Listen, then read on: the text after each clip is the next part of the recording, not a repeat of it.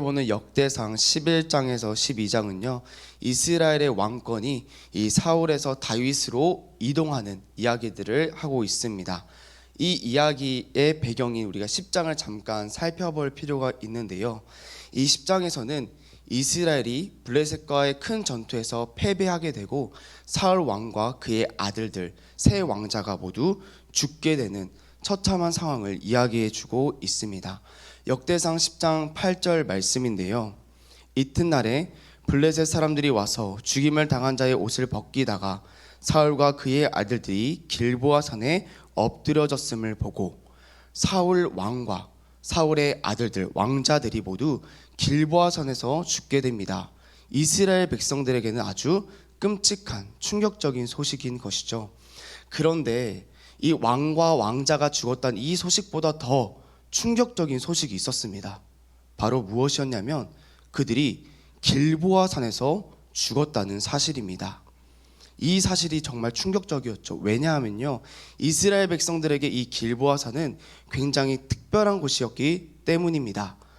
사사 드보라가 철병거 900대를 부쉈던 곳이 길보아 산이었고, 사사 기드온이 모레알처럼 많았던 미디안 군대를 이겼던 곳도 바로 이 길보아 산이었습니다. 저희 사진을 한번 띄워주실까요? 이렇게 드보라와 우리 기드온이 싸웠던 곳 옆에 보면 동그랗게 이 길보아 산이 있습니다. 이렇게 길보아 산은 언제나 하나님의 구원이, 하나님의 샬롬이 선포되었던 곳이었습니다. 그런데 그 길보아 산에서 사울 왕과 그 아들들이 모두 죽게 된 것입니다. 그러니 엄청나게 충격적인 것이죠. 하나님의 구원이, 하나님의 샬롬이 이스라엘을 떠났다는 소식이죠.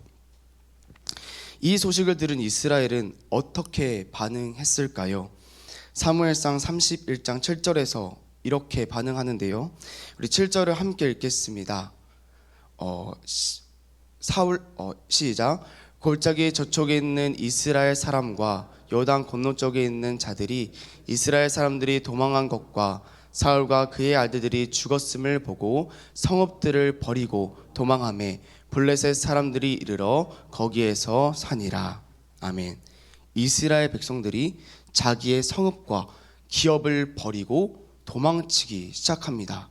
자기의 기업을 버리고 이스라엘이 온 땅으로 흩어지고 나눠지기 시작하는 거죠. 그리고 그 이스라엘의 기업과 땅은 비어졌습니다.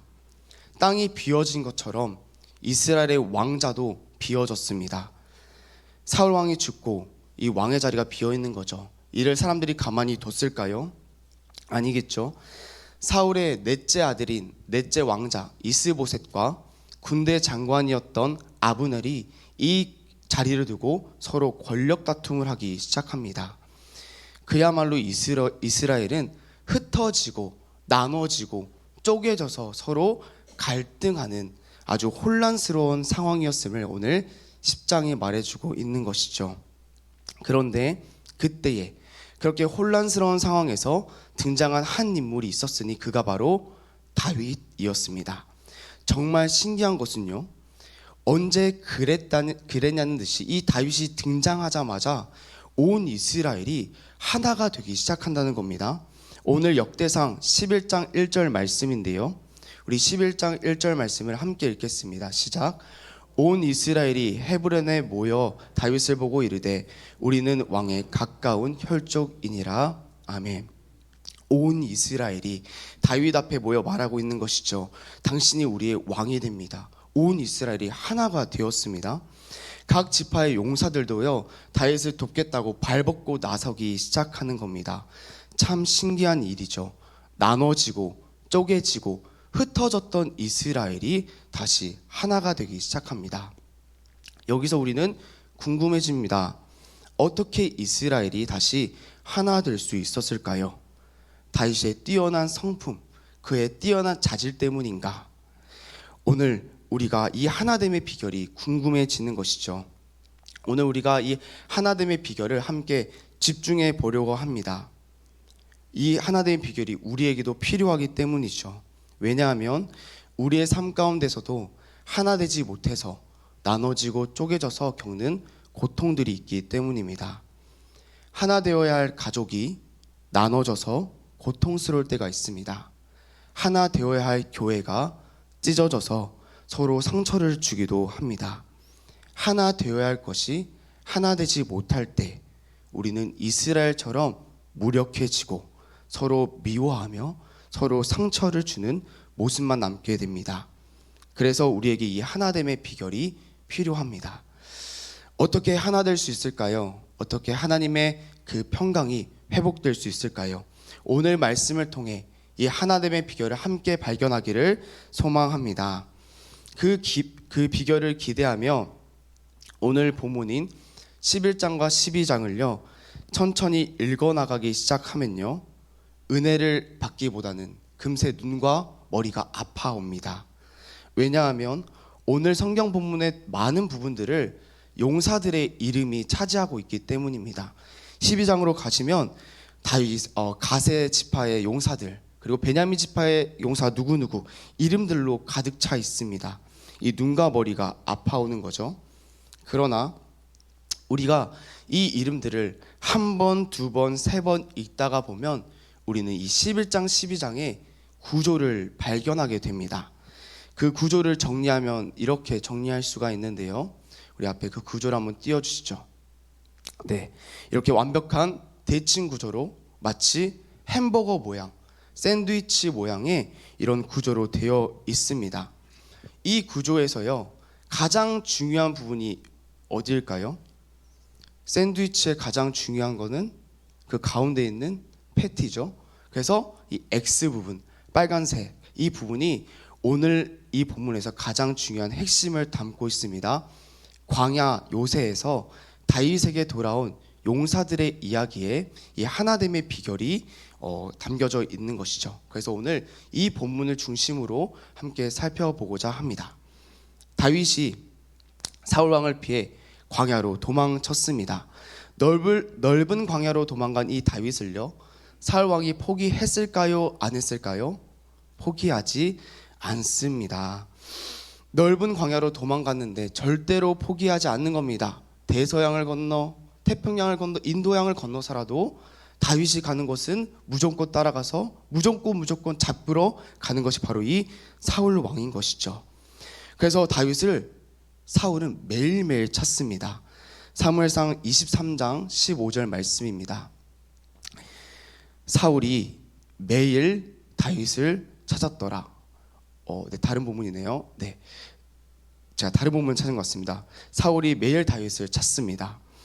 그를 매일매일 찾습니다. 매일매일 다윗을 찾다 보니 사울 왕은 어느샌가 다윗을 찾는 전문가, 선수가 됩니다. 냄새만 맡아도 다윗이 어디 있는지 알게 되는 것이죠. 그래서 결국에 마침내는요 수천 명의 군대를 이끌고 다윗을 포위하고 다윗을 거의 잡기에 이르릅니다.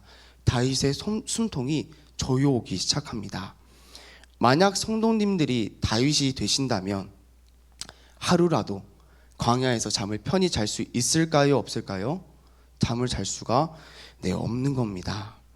언제 사울이 올지 모르는 이 상황 가운데 다윗은 언제나 의심하고 언제나 긴장합니다. 저기 멀리서 오는 저 아리따운 여자가 인사를 할 때 사울의 첩자가 아닐까?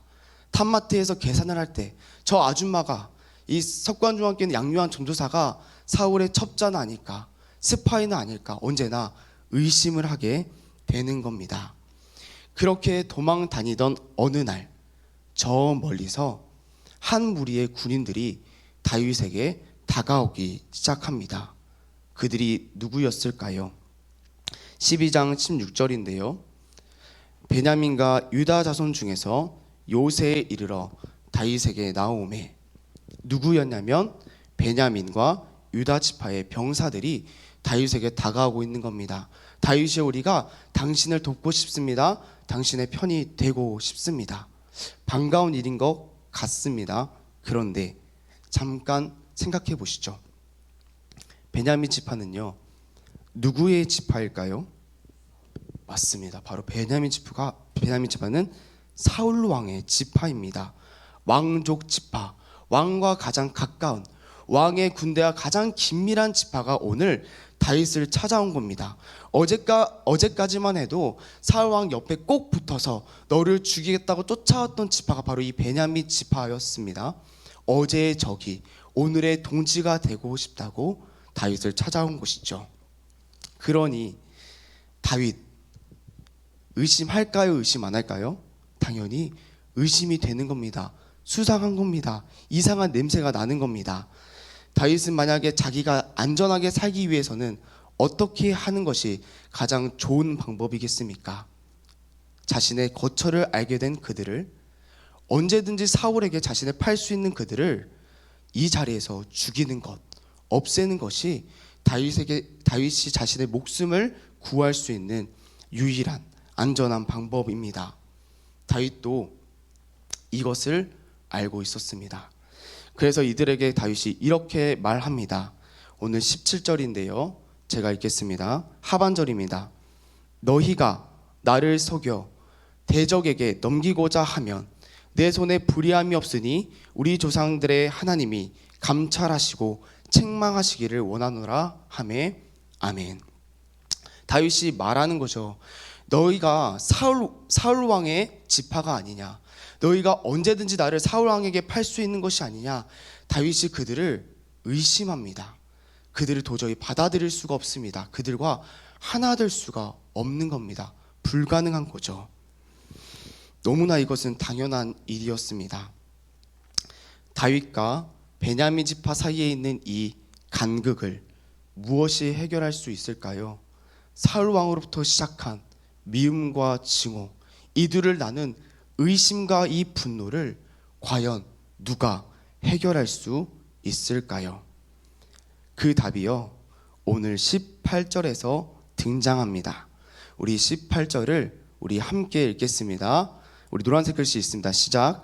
그때의 성령이 30명의 우두머리 아미새를 감싸시니 이르되 다윗이여 우리가 당신에게 속하겠고 이새의 아들이여 우리가 당신과 함께 있으리니 원하건대 평안하소서. 당신도 평안하고 당신을 돕는 자에게도 평안이 있을지니 이는 당신의 하나님이 당신을 도우심입니다 한지라. 아멘. 다윗과 베냐민 지파 사이에 누가 임하십니까? 성령님이 임하십니다. 도저히 하나가 될 수 없는 그들, 의심하고 미워하며 목숨을 노리고 있는 그 원수 사이에 성령 하나님이 임하십니다. 성령님이 임하고 통치하시자 그들 사이에 평안이 선포가 되는 것이죠. 우리 18절을 다시 한번 노란색 글씨 다시 한번 보겠습니다. 원하건대 평안하소서.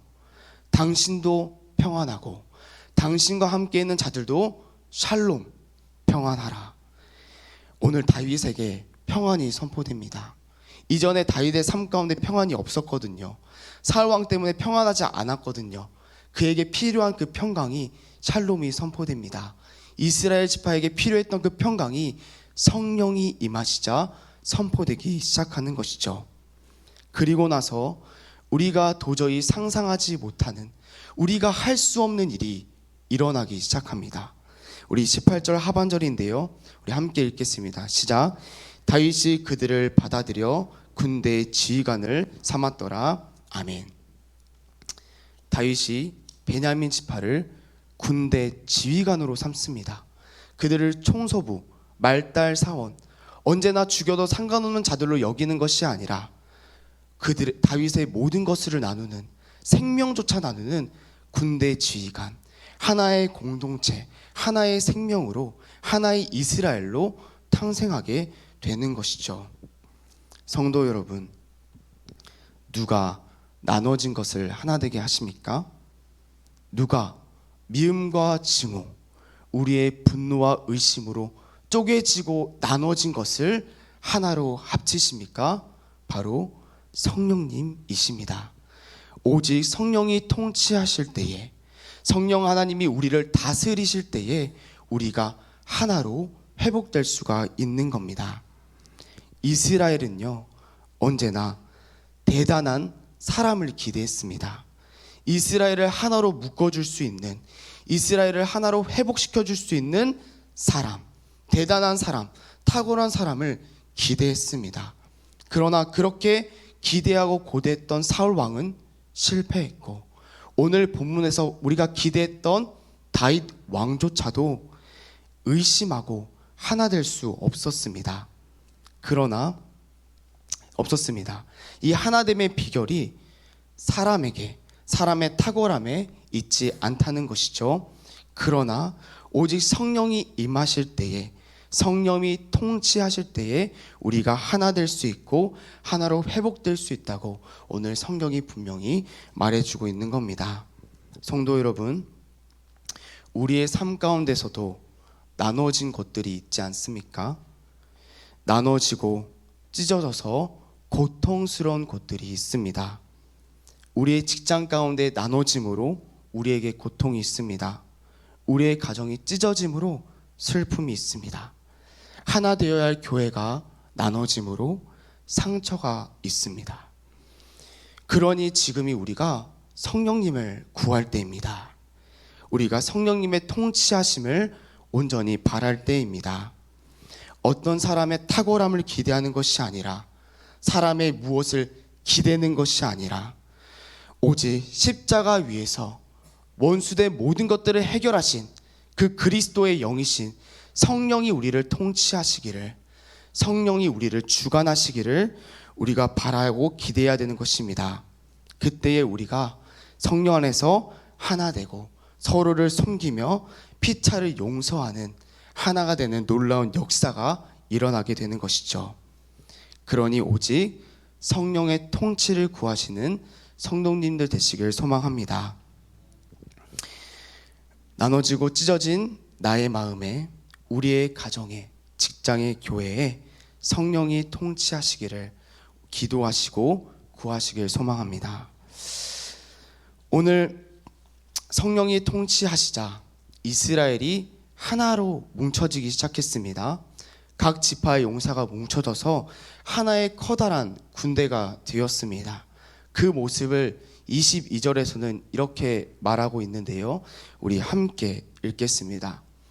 그때에 사람이 날마다 다윗에게 돌아와서 돕고자 하여 큰 군대를 이루어 하나님의 군대와 같았더라. 아멘. 하나가 되자 다윗의 군대가 아니라 하나님의 군대가 됩니다. 성도 여러분, 성령님이 통치하시는 우리의 가정은 하나님의 군대가 될 것입니다. 이를 믿으십니까? 성령이 통치하시는 우리 석관중앙교회는 사람의 군대가 아닌 하나님의 군대가 될 것입니다. 이를 믿으십니까? 하나님의 사랑이 선포되고 하나님의 평화가 샬롬이 선포되는 하나님의 군대, 하나님의 가정, 하나님의 교회가 될 것입니다. 오늘 하루도 이 말씀을 힘있게 붙드시며 성령의 통치 아래서 하나됨의 평화를 누리시고 하나님의 평화를 선포하시는 우리 모든 성도님들 되시기를 소망합니다. 우리 함께 기도하시겠습니다. 하나님, 우리의 삶 가운데에 나눠짐이 있습니다. 우리의 마음이 나눠져 있고 우리의 가정에 아픔이 있고 우리의 교회에 상처가 있습니다. 나눠진 우리 마음 가운데 성령님 임해 주시고 우리의 가정과 우리의 교회를 통치해 주시옵소서. 성령 안에서 서로 용납하고 서로 사랑하며 서로 하나 되는 하나님의 공동체로